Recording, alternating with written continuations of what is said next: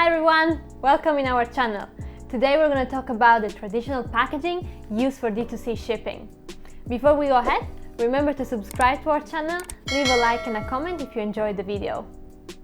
Moving forward with our topic, today we're going to talk about the traditional packaging used for shipping D2C. Let's look into that. Generally, when you ship D2C, let's say you have an e-commerce and you're selling online your product, you generally have, most of you may have those boxes. So very simple corrugated box. Generally, it takes not so much time to fold and close during the fulfillment as long as it's as simple as this one.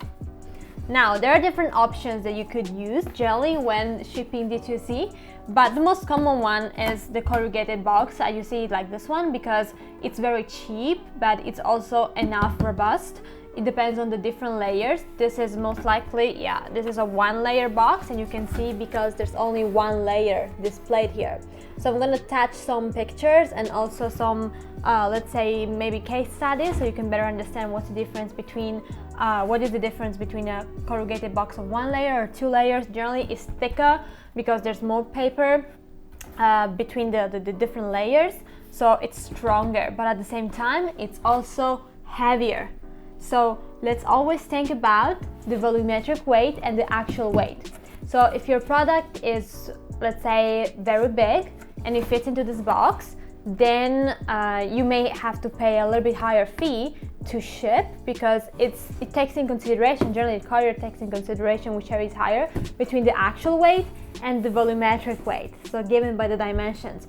However, if the volumetric weight is pretty much similar to your actual weight, be careful because you could pay more or less based also on the weight of the box. So you may wonder, how come? Is this a box, so it's not so heavy? Not really, because the more layers you add into the box, the more it weighs. So generally, I think like a normal box is around 100-180 grams, like a little bit smaller, a box a little bit smaller than this one is maybe around 150 grams. So the more layer and the bigger the box is, the more is also the actual weight of the box. So if your product is, for example, half a kilo, then you're not going to pay most likely for half a kilo. It's half a kilo plus the weight of the box that you're using. If you put some filling in it as well, let's say that you want to well protect your product, then in that case as well, you have to consider which type of filling you're using. Are you using bubbles? Are you using beans? Are you using like paper? It depends on what can generate a little bit higher weight as well.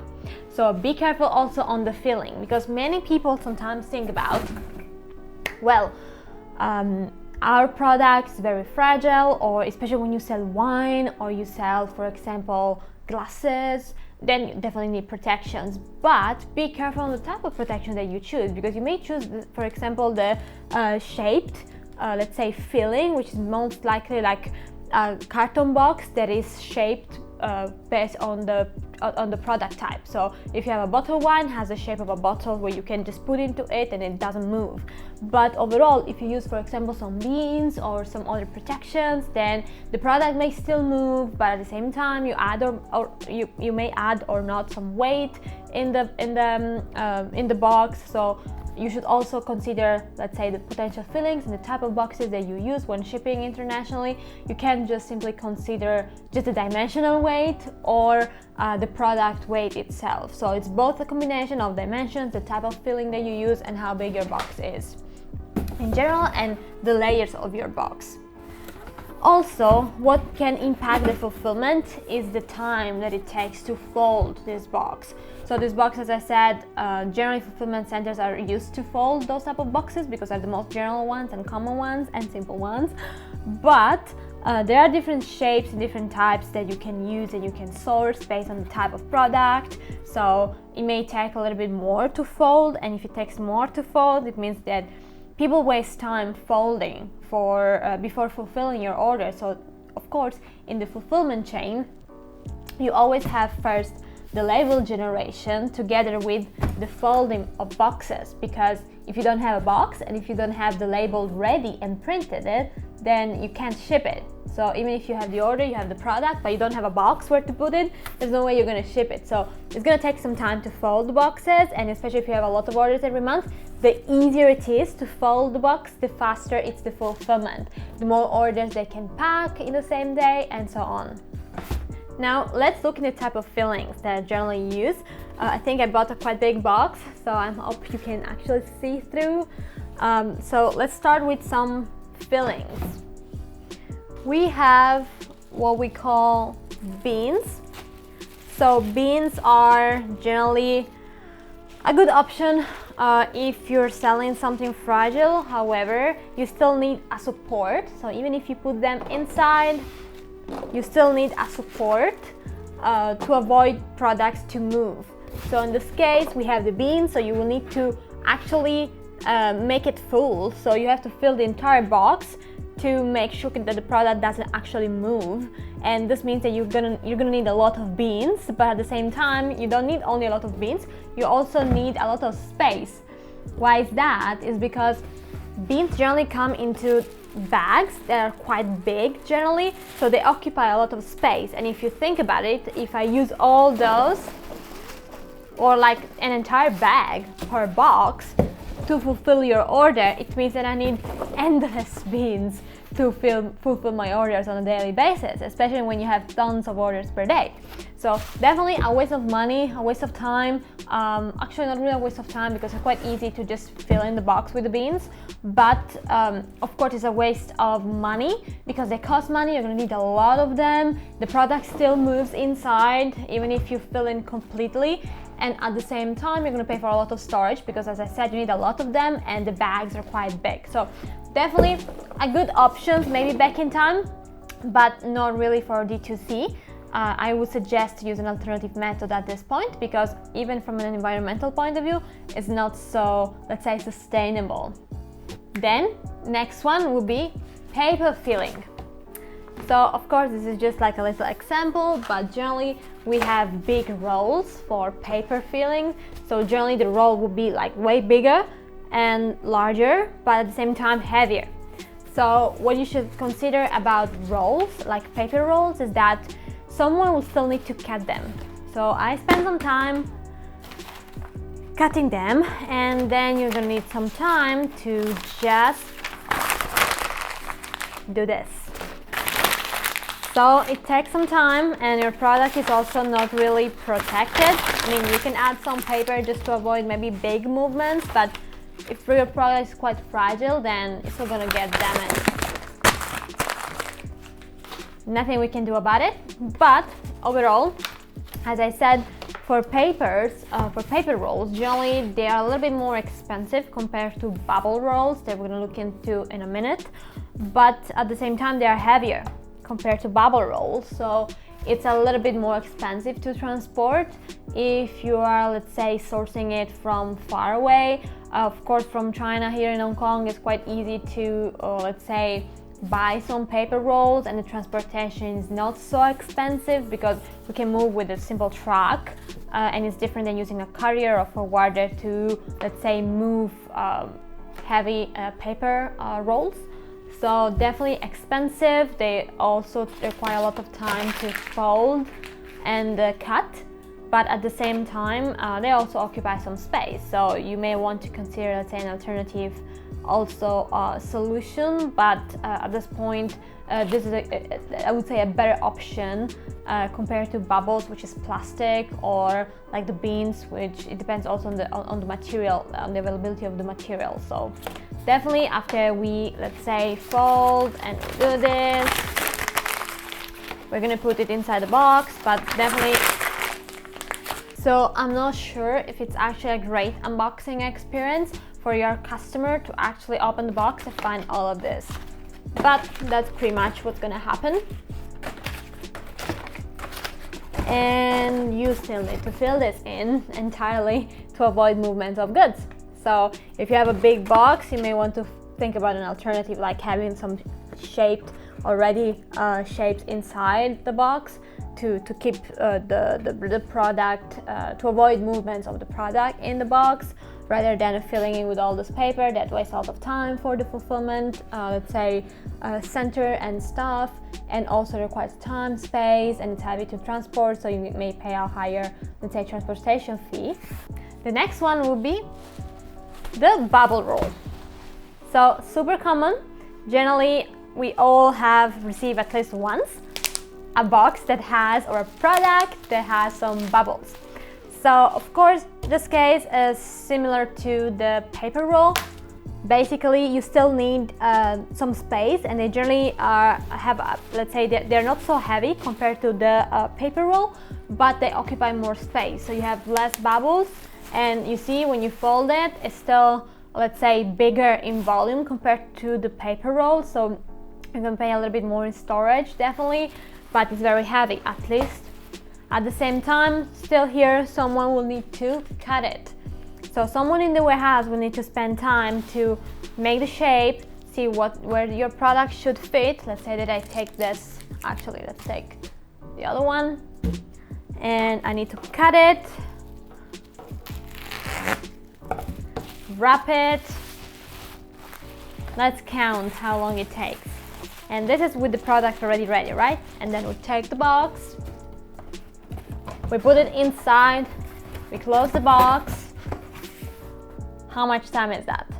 It's like less than a minute, yes, but you also need to scan the label, print the label, pick the goods, and so on. So it takes a little bit longer time to process orders if we need to do all those steps, but at the same time, I would say it's quite protective, and generally it's suggested, this type of wrapping is suggested for products that have batteries, because you really need to protect your product and the battery, actually with multiple layers even inside the box. So definitely an option that we should rely on when shipping batteries, but there are also alternative methods, as I said, that we can use, and we will see some examples in the next video.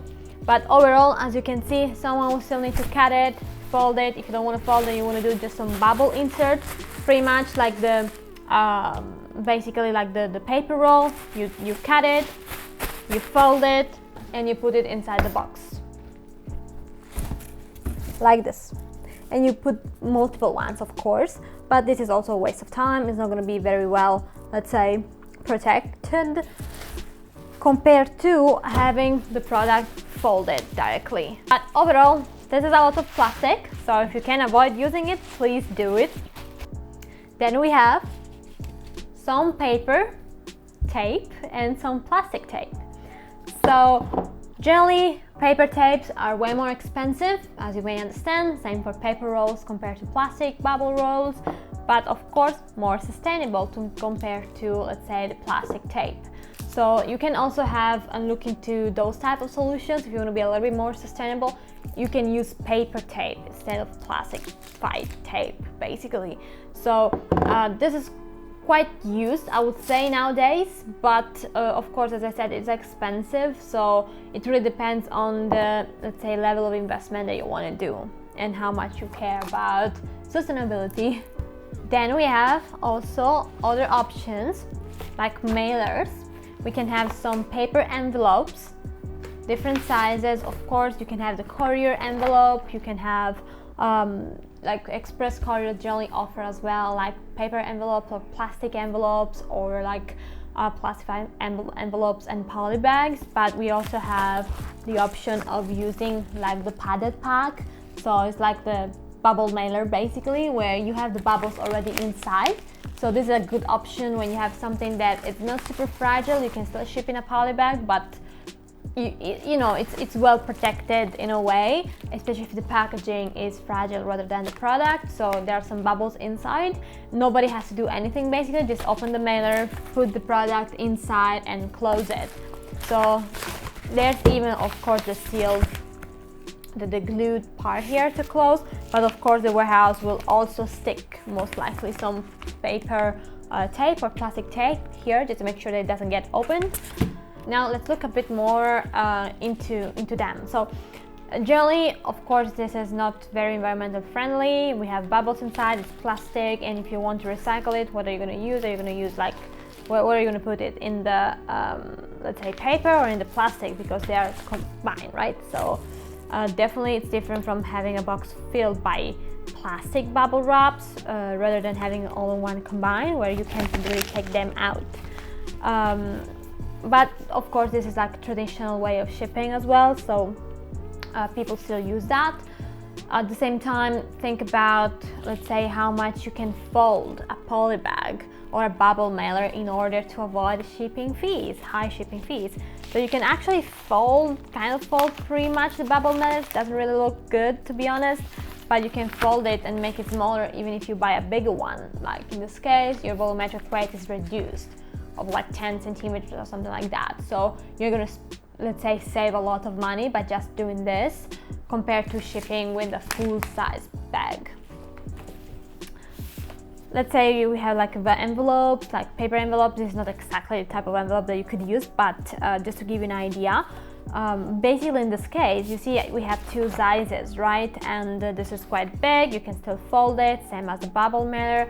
However, how about very small packages or very small poly bags or envelopes or bubble mailers? Well, you need to consider that you still need to stick all the labels.